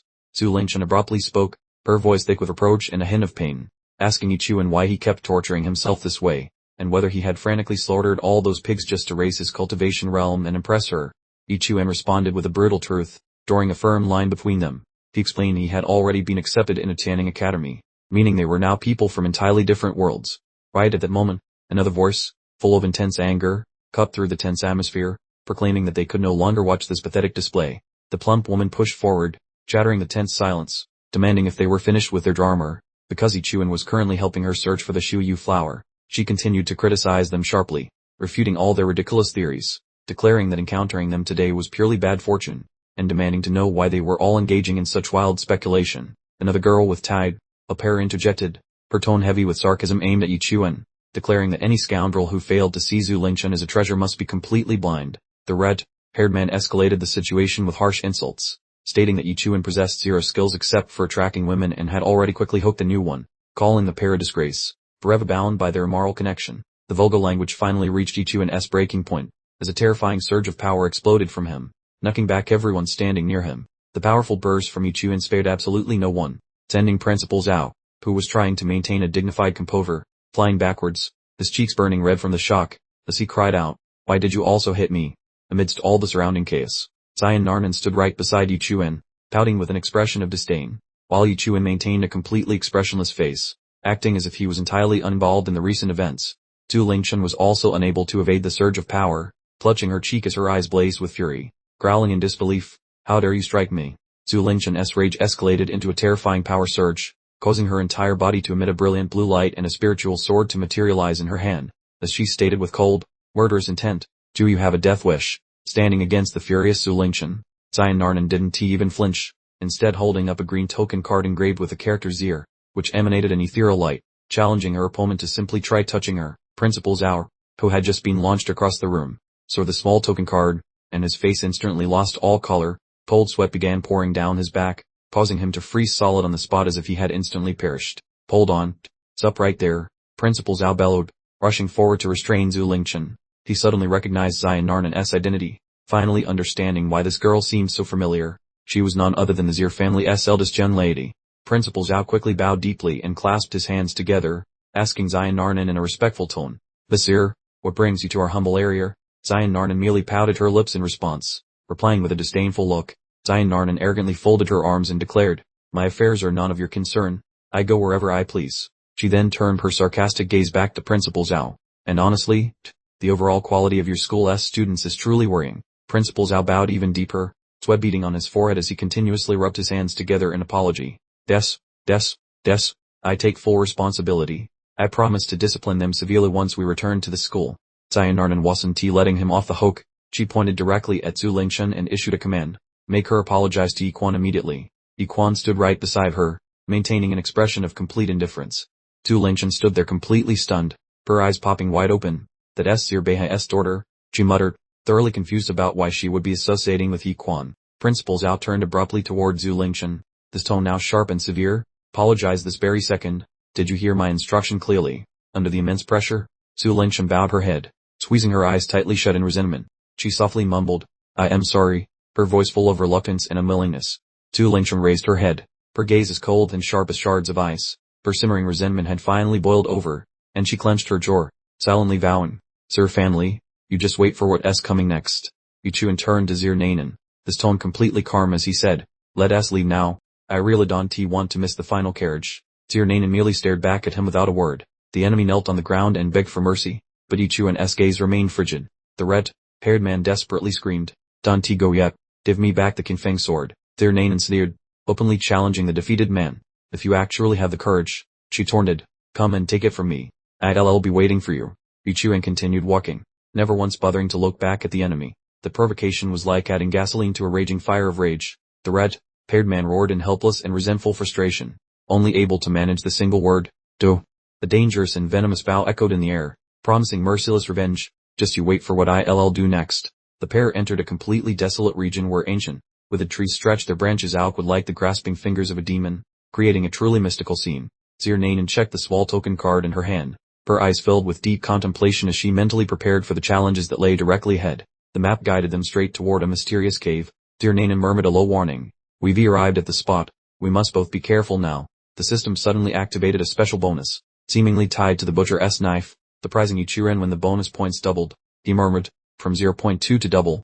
I suppose picking the right tool for the job really is essential. Zir Nanan abruptly produced two orbs that glowed brightly, forcing Yichuan's eyes to widen in complete astonishment. Yichuan asked with genuine curiosity, is there a treasure chest hidden in there? And exactly what are those things? Zir Nanan explained that these were Lei pearls, powerful enough to severely injure enemies in the Dengtan realm. If the Zhu Yudamang appears, she added, we will use them to make a high-speed exit when things get critical. Power, you're really ruthless, Yichuan exclaimed. He made up his mind quickly, saying, I'll go ahead and check out the situation up there first. Yichuan cautiously entered the area, where he was immediately enveloped by brilliant red flowers. The dark shadow flickered quickly across the sheer cliff face, suggesting a lurking danger nearby. Charnan gasped out loud in surprise. It actually is right here, and these aren't just regular Shuyu flowers. She realized, these are actually the rare Shui Ding twin flowers. Power, that's incredibly lucky for us, Yichuan said, also taken completely back by the realization. The brief moment of joy immediately vanished as Charnan's eyes were instantly filled with pure, unadulterated horror. Yichuan looked upward, finding himself faced with a massive python, its body indistinct and shadowy, while its eyes glowed intensely blood red. The dreaded Shu Yudamang had finally arrived. Yichuan froze in stunned silence, still clutching the brilliant red flower. A single drop of icy sweat ran down his temple, signaling a truly ominous sign. Looking upward, Yichuan found himself staring directly into the terrifying, blood-red eyes of the Shu Yudamang, which growled, asking why he was staring. Hadn't he seen a python pick a flower before? Yichuan maintained his fixed gaze on the Shu Yudamang, creating palpable tension in the air, a sure sign that an unavoidable confrontation was about to begin. The giant python let out a tremendous roar, its crimson eyes flashing ominously, fixing him with a stare that seemed to both question his existence and threaten to devour him immediately. Yichuan spun around quickly, gripping his sword in one hand and the small yellow flower in the other. He sprinted away from the python's deadly gaze, hoping he hadn't offended its sense of style. From a distance, Charnan shrieked, her voice filled with absolute panic, shouting, Don't just stand there doing nothing. Actually do something to help. Charnan, completely terrified, gripped the brightly glowing orb tightly in her hand as she yelled out, offering the useful advice to be careful. Yichuan swung his sword and charged forward while Charnan simultaneously threw the orb, which launched a powerful beam of light directly at the Shu Yudamang. The orb exploded, unleashing a massive shockwave, sending Yichuan flying backward through the air as he cried out, Ouch, that hurt a bit. After Yichuan landed on the ground, Charnan rushed over to him, asking with great concern, Yichuan, are you actually alright after that? The ground shook violently, confirming the Shui Udamang had been injured, causing Nan Nan to exclaim in surprise. Power, is the orb really that incredibly powerful? The Shui Udamang's gigantic body swayed precariously, then its tail slammed hard against the nearby cliff face, causing the whole structure to completely collapse. The python retreated rapidly into the shadows, leaving only a faint purple energy trail in its wake. The immediate danger had thankfully passed for the time being. Yechuan held out the brilliant red flower to Xionarnan, smiling warmly as he presented it to her, saying, "This one is specifically for you." Xionarnan was absolutely overjoyed, hugging the flower tightly to her chest and identifying it. "It's a blood crystal twin flower," she announced, "but what exactly is it used for?" Xionarnan explained the properties of the valuable plant, noting that the blood crystal twin flower is a mutated form of the regular blood moon flower. The standard blood moon flower slows down aging, but this special version grants eternal youth. He added that every woman in the world would want a face that never ages. Yechuan immediately dropped to one knee. He plunged his butcher's knife into the ground with a resolute expression, thinking to himself, so that's the real purpose. Mom will absolutely love this thing. Xionarnan watched Yechuan's movements intently, wondering privately if he intended to give the other flower to her. In Xionarnan's mind, a thought formed. This kid finally understands how to treat a lady properly. Yechuan carefully tucked the second blood crystal twin flower into his backpack, treating it as if it were the most precious treasure he had ever encountered. The terrifying roar suddenly tore through the air once again, signaling the immediate return of the deadly danger. The colossal Shui Udamang reappeared, its crimson eyes glowing intensely, its body looking ethereal like a ghost emerging from the shadows. Xionarnan exclaimed in shock, "I cannot believe it survived the blast from the Thunderfire Orb. This Shui Udamang must be close to a peak level 9th grade apprentice, even if it hasn't reached the Ascended Realm yet." Yechuan faced the massive python and asked Xionarnan, "Do you happen to have any more of those extraordinarily useful orbs?" Xionarnan's eyes widened in panic, her face turning pale as she stammered, "My father only gave me one pair. That was the last one." The Shui Udamang let out a chilling roar, its blood-red eyes staring intently at Yechuan, as if calculating how to best swallow him whole. A line of text reading Blood Shadow Butcher suddenly appeared before Yechuan's eyes. He stared back at the python, his gaze turning exceptionally sharp and cold. The Shui Udamang growled in response, its eyes reflecting Yechuan's tiny figure, regarding him as nothing more than a potential insignificant snack. Xionarnan urgently urged Yechuan, "What on earth are you still standing there for? Run right now." Xionarnan replied innocently, "Of course I am waiting for you. After all, you risked your life to go back and get the second blood crystal twin flower for me." Yechuan turned his head, a cold stare fixing her, and explained that the specific flower was reserved for his mother. Xionarnan immediately went rigid, her face losing all color as she gasped in utter shock, demanding clarification. The very second Yechuan completed his statement, a truly bone-chilling sensation swept over both of them, like a really bad draft from a freezer. The Shui Udamang's blood, red eyes glowed fiercely in the gloom, seemingly ready to consume the entire world. A low, guttural growl, like an ominous death signal, echoed behind them. The Shui Udamang unleashed a truly deafening roar, its massive jaw unhinging to reveal rows of razor-sharp teeth, its crimson eyes burned with pure bloodlust, looking absolutely ready to devour the universe. The tiny blue glimmer flickered near its enormous feet, indicating a fast, weaving figure. Yechuan snatched Xionarnan's hand, desperately running away from the gaping maw of the Shui Udamang as it tried to engulf them. Xionarnan completely lost it, screaming, "We finished? This is the end. We can't get away." Yechuan, however, found himself thinking, this girl is genuinely quite irritating. Their brief moment of relief evaporated immediately as the Shui Udamang retaliated. Powerful blow launched Yechuan into the sky, where he began spinning like a particularly fast fidget spinner. Xionarnan was also tossed violently, landing ungracefully onto the icy, cold earth. The Shui Udamang screamed in agony, its red eyes blazing with fury as Yechuan's fatal strike sliced through the darkness. The blow connected swirly, causing the massive creature's entire form to shake violently. The terrifying cracking sound echoed, clearly indicating a lethal injury. Xionarnan, her complexion ghost white from terror, crumpled onto the hard ground. She urgently twisted her head around, her eyes wide with panic, yelling a frantic warning, specifically for Yechuan. Suspended in the air, Xionarnan dangled, her eyes full of extreme terror, the ghostly shape of the Shui Udamang coiled above her, the glowing red tentacle hanging like the Grim Reaper's scythe. She frantically shrieked for assistance, begging Yechuan to hear her and show up right now. The Shui Udamang continued its relentless chase, its enormous mouth filled with scythe-sharp teeth quickly approaching its target to crush it. The creature's terrifying velocity turned everything into a blur, leaving behind only profound dread for its prey. At the critical moment between life and death, Yechuan's trusty butcher knife suddenly ignited with a vibrant crimson glow, slicing through the darkness. The terrifying, destructive swing connected violently with the monster. The deafening crack resounded, marking a truly desperate arrow counterattack. The enormous python thrashed wildly, its ghostly body solidifying rapidly and then violently tearing open. Fresh, prints and blood and pieces of flesh splattered everywhere, painting the surroundings red. The monster couldn't comprehend how a seemingly impossible attack could possibly cause such a horrific injury. The instant her shriek concluded, an enormous, looming shadow shot forward with incredible speed. Its sharp claws sliced through the atmosphere, creating a deafening, metallic screech as they targeted the pair. Suddenly, the figure materialized, standing resolutely in front of the Zuyudamang's giant. Drooling more, Yahello held his butcher knife tightly, wearing a strangely calm look, and casually inquired, "Did I hear someone call my name?" Yahello had somehow managed to rescue Zirnanan from certain doom. She instantly spun around, throwing her arms around him with a look of overwhelming relief. "Oh, thank goodness you're all right," she said, her voice still shaking. "I really didn't want anyone to die because of me." Following the horrifying retaliation, Yahello remained disoriented and soaked in sweat. Next to him, Zirnanan clapped her hand over her mouth, her face twisting in disgust as she announced, "It smells terrible. You were almost completely excreted by the Zuyudamang." Yahello and Zirnanan stared blankly at the newly materialized blue notification screen, which read, "Successfully eliminated a special pig, tap creature, level increased to apprentice rank 8, received 0.2 free attribute points." The achievement was unexpected, as they realized they hadn't defeated the Zuyudamang, but just some hidden pig monster.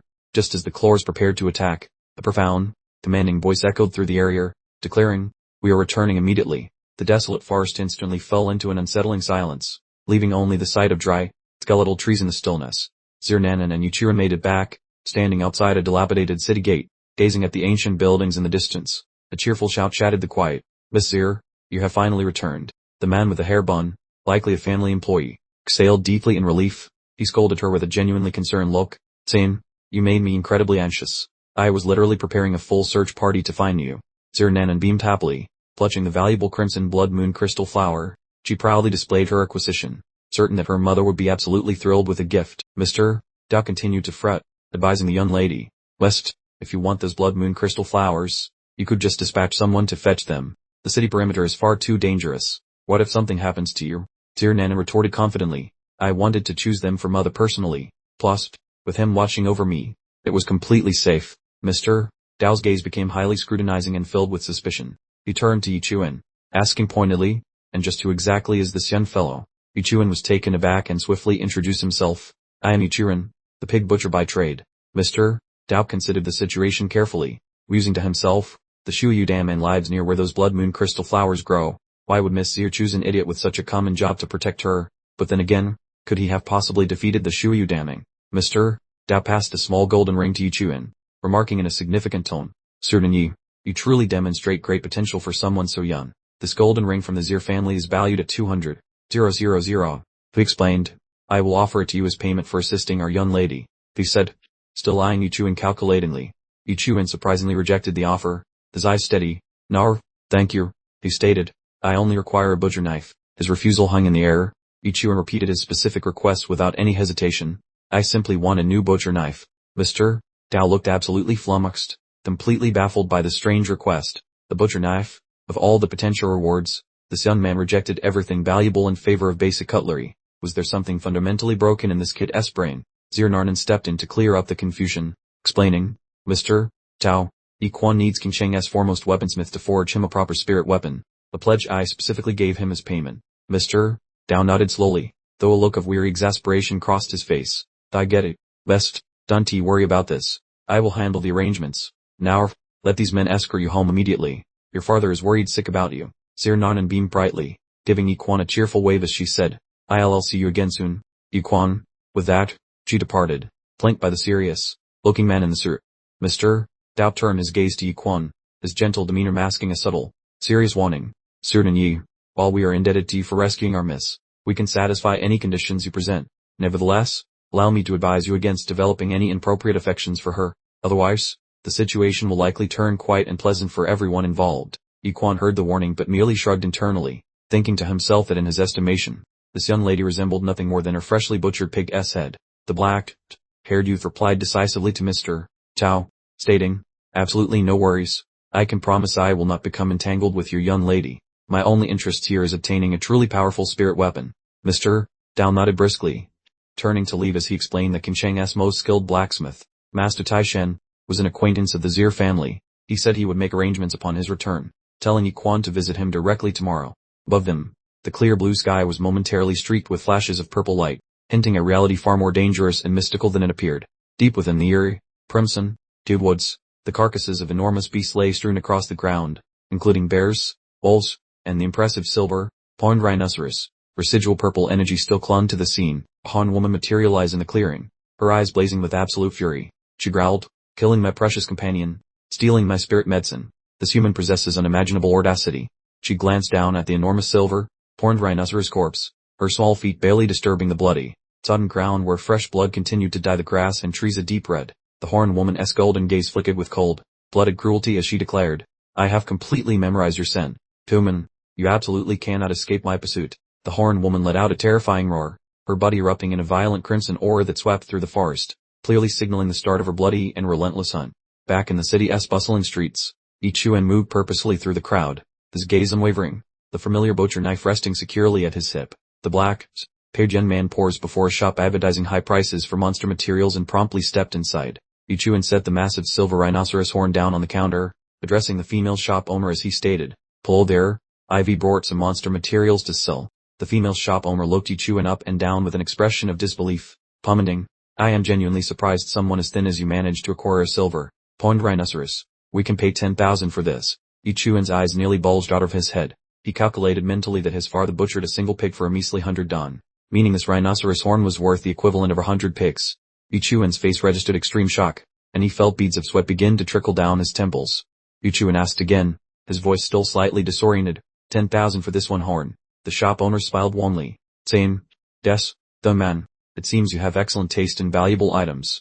This golden scale armor, forged from the scales of a shark fire serpent, offers more than just incredible defense. It also provides excellent heat retention and resistance to cold, but good things certainly don't come cheap, costing a staggering 150,000. Ichuan was utterly stunned by the new figure, blurting out, 150,000, my father would have to butcher 1,500 pigs to earn that much money. The shop woman tilted her head in confusion, asking, "What exactly do you mean by butchering pigs?" Without a moment's hesitation, Ichuan placed his sword on the table, his expression resolute as he asked, "What if I use this instead to trade?" The woman immediately recognized the item, her eyes widening in astonishment as she identified it as a low-grade yellow spirit artifact. The shop owner woman smiled meaningfully, assuring him, "Of course, that is far more than enough to cover the cost." She assisted Ichuan in trying on the armor, which fit him absolutely perfectly, almost as if it had been custom-made for him. A mischievous idea suddenly flashed through the woman's mind. This kid keeps producing amazing items. He must be a powerful, typed, devil warrior. If she could successfully charm him, she wouldn't have to concern herself with finances for the rest of her life. The woman purred sweetly. Normally this kind of transaction involves a 10,000 service fee. She lightly caressed Ichuan's back, but since you are such a handsome young man, I will simply waive the fee for you. Just remember to find an opportunity to properly thank me later."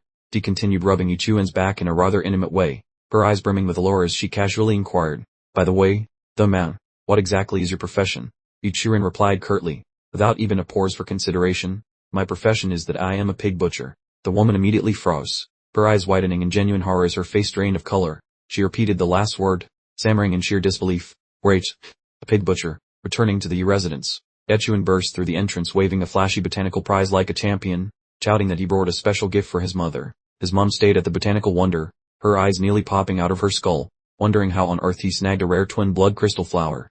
Her expression shifted from total shock to full-blown detective mode, narrowing her eyes at her son while sniffing out a potential lie. She asked if he turned into a petty thief, but Ichuan promised he had not started a life of crime. He explained that while wandering the outskirts, he witnessed a serpent wrestling match, simply grabbing the prize from the dirt after the chaos. She yanked his cheek in a gesture of frustrated love, complaining that simple pig slaughterers like them could never handle him dying in the scary wild. She gave him a terrifying motherly ultimatum about never returning, leading Ichuan to rub his sore face while promising to stay safe. The old man just chuckled like a jolly giant, giving his boy a heavy slap on the back because his son clearly had some serious guts. Right as the praise ended, a furious scream ripped through the evening air, demanding Ichuan show his face or suffer the consequences. His joy vanished instantly, replaced by a confused scowl as he wondered who was ruining the family vibe. A red-petted menace named Losing stormed in, accusing the boy of swiping a fancy sword, which left Ichuan staring at a very familiar face. Ichuan was totally rattled, attempting to butter up his old pal, Brother Liu, who had reached the elite 6th level of power, asking if this was all a mistake. The man couldn't fathom how his meat-chopping son could pull off a heist against the spirit master, pleading for his legendary friend to check if he might have the wrong house. The boy just slices pork for a living, so how could he possibly manage to swipe a magical artifact from a pro? As the older man tried to clarify, Jinglan pointed a finger like a loaded weapon, screaming that he found the thief, which left Yi Quan looking completely pale.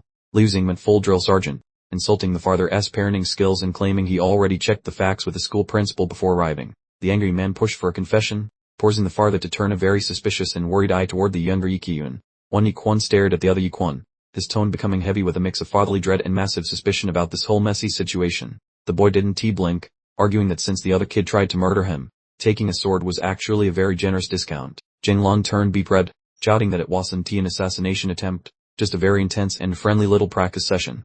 The red had brushed off the drawer, offering a deal where he would forget the crime if the stolen blade was returned immediately. The kid spoke a single sentence that froze time, admitting the weapon was already sold. The revelation hit them like a thunderclap, leaving the visitors absolutely speechless and wondering how it could be sold. Through panic spread, since nobody could fathom that the item was actually sold. Chuck evolved into a volcano of fury, with Liu Xing screaming that the boy now owed him a cool million as compensation. Dukai, one stammered that a million was crazy, noting that cheap spirit gear usually only costs a fraction of that insane price. However, the red-eyed warrior wasn't looking for a bargain, prowling that his demands were not up for debate or any friendly haggling. The son sneered while the father finally surrendered to the demand, agreeing to pay but begging for extra time to scrounge up that mountain of cash, since a million is no small treasure.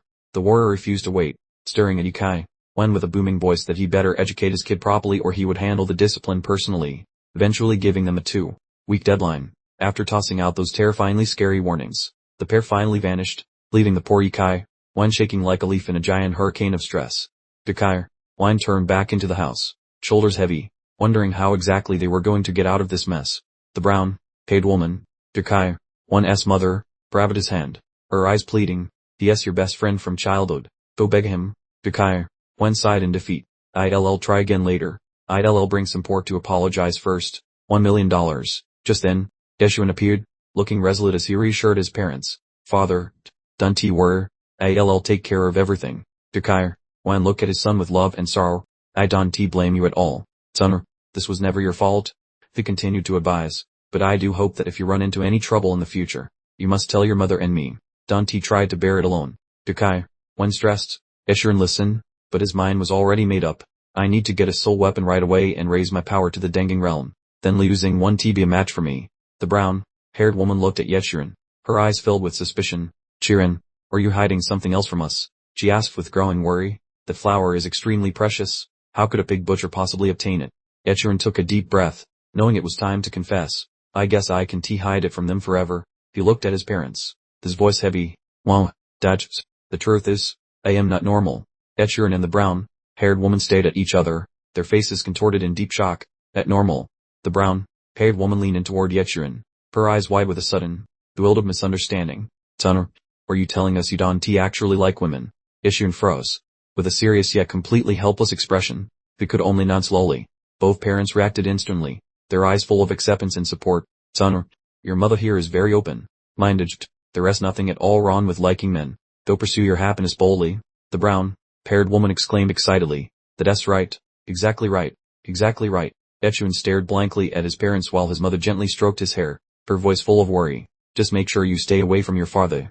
Neither of them truly understood what was happening. Yeshirin hastily denied all speculation, his eyes panicked. "No, Mom, I don't like women, but I don't like men either. That's not what I meant. I have a psychological condition where I see all living creatures as pigs." Yeshirin's explanation stunned his parents. On their faces, pig snouts unexpectedly appeared in a display of extreme shock. "They're all pigs," Yeshirin exclaimed, confirming his point. Yukai, when suddenly grabbed Yeshirin's shoulders, his eyes blazing as a terrifying truth dawned on him. "Wait, you're a pig butcher? You have a psychological condition, and you see all creatures as pigs? Doesn't that mean you can butcher literally anything as if it were a pig?" Yeshirin, with wired, almost crazed eyes, affirmed without hesitation. "That's exactly right." It was a stark truth so simple it was hard to believe. The brown-haired woman turned to Yikiyun, a glimmer of hope suddenly appearing in her eyes. "Dolan, does that mean Yeshirin's pig vision counts as a combat profession?" Yikiyun nodded decisively. "Yes, of course." The decision was made. In the quiet space, Yukai, one's voice rang out resolutely. "Chirin, come with me now. It seems I need to teach you some actual skills." Under the dim moonlight, the father and son walked along the winding mountain path. Yukai, one began to reveal a secret. "I've been a butcher for many years, and in the time, I created my own unique pig slaughtering knife technique." On the windy hilltop, Yukai, one looked at his son, his eyes filled with deep concern. "Today, I will pass it on to you. In the future, if someone tries to take your life, You will have a way to defend yourself. Yahello looked back at his father, his heart heavy with guilt. Dad, I caused so much trouble and put us 1,000,000 in debt. Why are you still teaching me this? Dear Kyer, one replied firmly. 1,000,000 is a lot of money, but it's not as important as my son's safety. And Kai, one's hand, a gleaming butcher knife materialized. We spoke with unsettling calmness. The greatest truths in life are the simplest, and butchery is no exception. Dear Kyer, one looked directly at Yahello, his gaze as sharp as a newly honed blade, and declared decisively, watch closely, I will only teach you 3 moves. In the vast expanse of the mountains, Kyer, one spread his arms wide, and streams of blade-shaped purple energy suddenly appeared, hovering in the cloudy night sky, with the butcher knife raised high above his head. Kyer, Dun, concentrated every ounce of his strength. His body erupted in a mystical purple glow. His eyes became as firm as steel. But suddenly, the dry cough tore through the air. Kyer, one's eyes widened, his face contorted in pain, as if he was enduring an invisible, heavy burden. Then, a mysterious surge of power erupted, violently sweeping Kai, one away, leaving behind dazzling purple streaks and a space filled with astonishment. Just as the lingering cough finally subsided, the massive power surge erupted, launching Kai, one into the atmosphere and leaving brilliant purple streaks in a space now filled with confusion. High above, bathed in the strangely pink moonlight, the gigantic purple tear ripped open the night sky. That spatial rift just kept getting wider, looking like a cosmic vacuum cleaner devouring the air, majestic and terrifying all at once. Beams of brilliant purple energy shot out like razor, sharp invisible blades cutting up the sky. The figure of Kai, one reappeared, gliding like a breeze, trailing ghostly purple lights behind him. He was performing a truly mind-bending technique, something far beyond the sun's wildest imagination, a skill that could probably get him to the grocery store in record time. On the ground below, Ichiwan stared up at his father, his eyes wide as saucers and his jaw practically touching the floor. He was utterly dumbfounded by this insane display of strength. Kai, one turned back around, sporting a smug look of satisfaction. He started explaining the flashy moves he just performed, beginning with the first one, which he called Falling Star, or Liuxing for short. Before he even finished the sentence, Kai, one leaped into the air, conjuring a turquoise energy vortex below his feet. It spun like a whirlwind tearing through the night sky, demonstrating the second technique. Spinning around in the air, he unleashed mighty streams of blue and purple energy that surged like ocean waves during a hurricane. It was a dazzling and powerful light show. Kai, one hovered perfectly still, with the tip of his sword glowing a bright blue. He was enveloped by countless shimmering purple shards that resembled shattered fragments of a cosmic disco ball. With a voice brimming with heroic enthusiasm, he dramatically announced the name of the second move, calling it Moonfall, or Yulior. The sun, Ichiran, couldn't process what he was seeing. He yelled up at his father, his voice full of shock and confusion. Dad, how did you even pull that off? That's totally bonkers. Like something from a video game. Kai, one answered back, sounding slightly winded but still maintaining a majestic tone. We casually explained, Thor, it's nothing, Rilif, just messing with the surrounding space to fool your eyeballs. He then immediately knelt on one knee, gasping for air. Even though he looked like he might pass out from exhaustion, Ichiwan managed a mysterious little smirk. We glanced back up at Ichiwan, ready to unveil the truly devastating grand finale. The third move is named, Kai. One's eyes suddenly lit up with a fiery red glow, and his whole body burst forth in a dazzling crimson energy, fierce enough to rival a literal inferno. Pulling together every last ounce of remaining power, he let out a roar as he announced the final move's name, Sun Eater. The blinding red light exploded, ripping through the darkness, brighter than 10,000 suns exploding at once, consuming everything in its path. The crimson light kept spreading, leaving fiery energy trails behind like a massive solar flare sweeping across the cosmos, creating an incredibly majestic spectacle. Standing in the brilliant golden glow, Ichiwan looked up at his father, his eyes wide with skepticism. Dad, are you sure this move is just for butchering pigs? What kind of super pig are we talking about here? Maybe that demon pig Jubeji? Kai, one simply shut him down, replying, stop asking stupid questions, just focus on learning. You'll all need it eventually. Although clearly still skeptical, Ichiwan finally replied seriously, fine, I promise to learn it well. Kai, one nodded in approval. Then the son immediately asked, so, where exactly is your legendary pig butchering knife? Kai, one paused for a second. Well, he muttered, Ivrovk. Without further explanation, he handed a massive knife to his son. Just use mine for now. Titter. The huge, weighty blade landed in Ichiwan's grasp. The boy stared at it in surprise, immediately feeling its incredible, back-breaking heaviness. Ichiwan tried to hoist the knife, but it was so ridiculously heavy that he instantly stumbled. Seriously? This thing weighs a ton? He grunted in disbelief. Kai, one turned his back and started to walk away, leaving his son alone with the monstrous weapon. Train hard, he called over his shoulder. I am off to bed. Ichiwan watched his father leave, thinking, hold on, has dad really been butchering pigs with this ridiculously heavy thing all these years? That's just beyond belief. Asterisk. Under the dim moonlight, Ichiwan finally started his training. He swung the massive knife, yelling out the name of the first move, Falling Star, at the top of his lungs. When the boy attempted the move, the knife's absurd weight immediately caused him to lose balance, sending him tumbling to the ground in a cloud of dust. In his memory, Ichiwan smiled down at his son diligently training and shouting Falling Star. He said, "You foolish boy, one day when you finally reach the Emperor realm, these 3 moves won't just kill pigs, they'll be able to slay even heavenly beings." Ichiwan kept up the relentless training, swinging that knife over and over without pause, each strike now carrying a powerful surge of energy that cut through the night air. The boy gathered every bit of his remaining strength, straining to make that final swing, and successfully produced a brilliant, flashing sword or. Ichiwan was panting heavily, completely soaked in sweat, his eyes bloodshot from sheer exhaustion, yet still shining with a defiant resilience. Utterly spent, the boy collapsed onto the ground, landing on his back and staring up at the heavens, taking ragged, desperate gasps of air. The sun slowly began to rise on the horizon, yet Ichiwan remained lying in the same spot, thoroughly exhausted but absolutely refusing to quit. When the morning light crept in, Ichiwan sat up stiffly, feeling like a sack of rusty hinges. Nevertheless, his gaze remained glued to the sharp piece of steel resting in his palm. Within Ichiwan's cranium, his dad's ghostly image and nagging advice kept repeating, insisting he stay on the chosen, slightly painful, track. Ichiwan set his jaw, sweat streaming like a broken faucet, his eyes blazing with commitment, then whipped the blade up, letting out a shout, strike of the falling star. The edge sliced the air, creating a wild, azure energy burst that churned the earth, sending rocks scattering like bowling pins, each swing a terrifying power dump. Despite the lovely sunrise, the grand peaks, and the happy flying things above, the sound of sheer devastation still rang out, proving his animal was present. Panting heavily, Ichiwan felt sweat droplets tracing paths down his face, utterly wiped out, yet his pupils held an unwavering spark, refusing to yield his hard-won path. The swall, almost mischievous grin crept onto Ichiwan's mouth, the look of someone who just won a tiny skirmish after fighting a marathon. Ichiwan's entire frame gave out, landing flat amongst the fissures and sharp stone shards, the evidence of her night spent trying to break his own physical operating system. Right then, a little electronic chime announced his success, confirming the pain paid off, saying his ranking jumped to novice level 9, and here's a shiny new move called Strike of the Falling Star. Suddenly, the scene did a theatrical dissolve, and Ichiwan was now resting on a perfectly white hospital bed in a very contemporary room, the steady beep of machines confirming he hadn't totally kicked the bucket. He lay utterly still, only a swatch of dark hair showing on the immaculate pillow, his body spent, but the internal pilot light of his will still glowed faintly below the surface. Ichiwan's frantic mother materialized, her face twisted with deep concern, demanding of the attending physician, "Tell me honestly, doctor, is my boy going to make it?" The composed, brown, "Hey doctor," assured her gently, "Marm, the lad is medically fine, he simply passed out from sheer overexertion, clearly pulling an all-nighter of intense practice."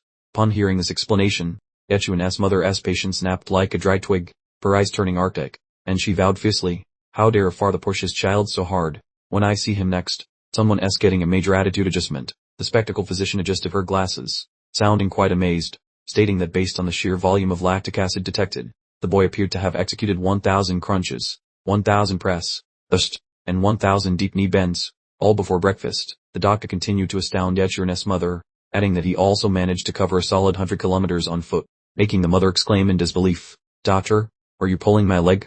Does a regular human being even survive pulling off all that before noon?"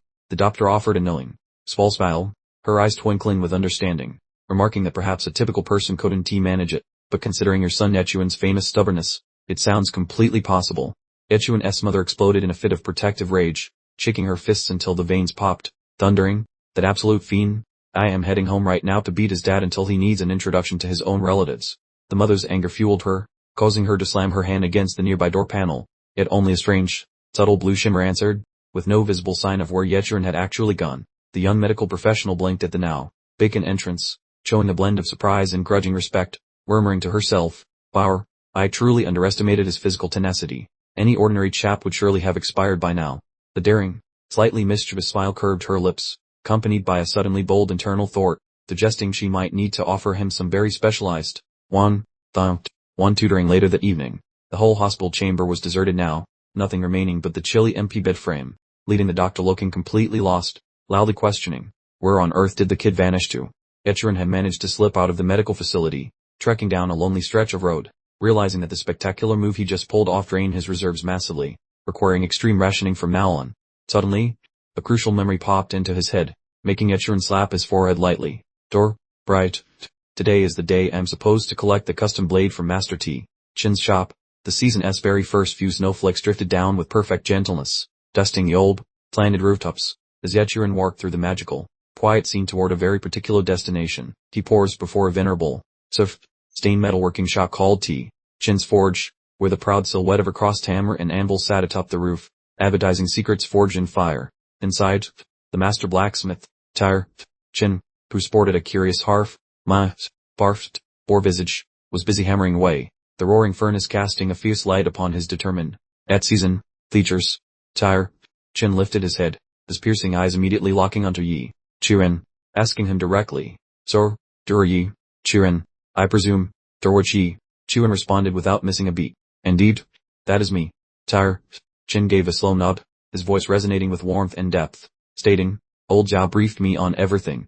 I stayed up through the entire night crafting that special sword you commissioned." Tyre Chin squinted suspiciously, giving Yi Chuan the critical once. "Over, I heard, we scoffed, that your primary skill set involves a cleaver and a sty full of bacon." Tyre Chin opened the case, revealing the glimmering steel, then smirked. It's baffling that the Zier family blew so much cash on an emergency commission for a swine slasher. We quipped him. "Were you secretly the favorite and wanted child?" Dear Chuan extended his hand. Captivated by the weapon, he felt an undeniable urge to grab the fresh steel, so warm from its creation in fire and furnace. Right before Yi Chuan could grab it, Tyre Chin yanked it back, admonishing him with a stern voice. "Keep your hands to yourself, little kid," he scolded. Tyre Chin's eyes lit up with fiery pride. This magnificent piece, he boasted, was hammered from 1,000-year frigid metal. The material so rare it requires 49 days of constant heat treatment. It's basically supreme imperial level. Tyre Chin's booming voice continued. This integous metal, it has a discerning soul that selects its wielder. If your spiritual power is too weak, forget fighting with it. You probably can't even pick the thing up." Completely disregarding the caution, Dear Chuan reached out and firmly gripped the handle. He immediately felt an odd, familiar connection to the weapon. An astonishing jolt of energy shot into his body. Dear Chuan's eyes nearly popped out in sheer surprise. Having prepared himself for a serious mental arm wrestling match against the blade's supposed weight, instead, the weapon felt absolutely weightless, almost like it had been custom made for his grip.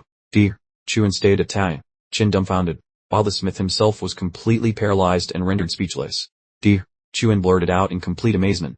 "It's significantly lighter than my dad's old tool." He was genuinely perplexed by the sensation. Tyre Chin's jaw unhinged itself, and perspiration started flowing. He was utterly dumbfounded by the sight. "I suppose, he actually just operates on a different logic," he stammered. Yi Chuan gazed at the sword with intense admiration, his eyes gleaming brightly. Turning back to Taizin, he inquired curiously, "So, what's this fancy new toy officially named?" Taizin took a careful drink of wine, sounding slightly uncertain. "Well, it doesn't actually have a designation yet. It's yours to name," he stammered. He mused internally that the Zier family must be obscenely loaded to afford this. Yi Chuan grinned confidently.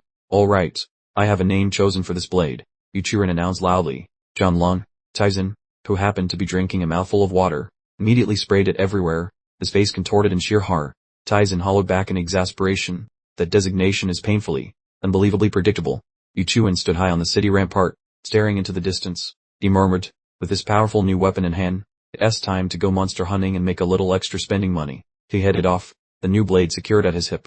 Yi Chuan considered that if he could just reach the initial entry realm, he would finally have a shot at confronting losing. As Yi Chuan walked through the town square, he overheard a conversation between two men. One griped, "Honestly, what in the world is going on lately? Aggressive beasts are showing up everywhere and attacking people with unusual savagery. It's seriously bizarre." The other man nodded in a panic, his face pale with fear. "Exactly. I passed a peaceful earthix that usually minds its own business, but today it chased me for 10 miles straight. I was absolutely petrified." Listening to those terrified descriptions, Yi Chuan couldn't help but smirk, his eyes glowing with an ominous violet color. "Splendid," the mused. "Now there are plenty of targets to hunt down." Or rather ruthless idea taking shape in his mind.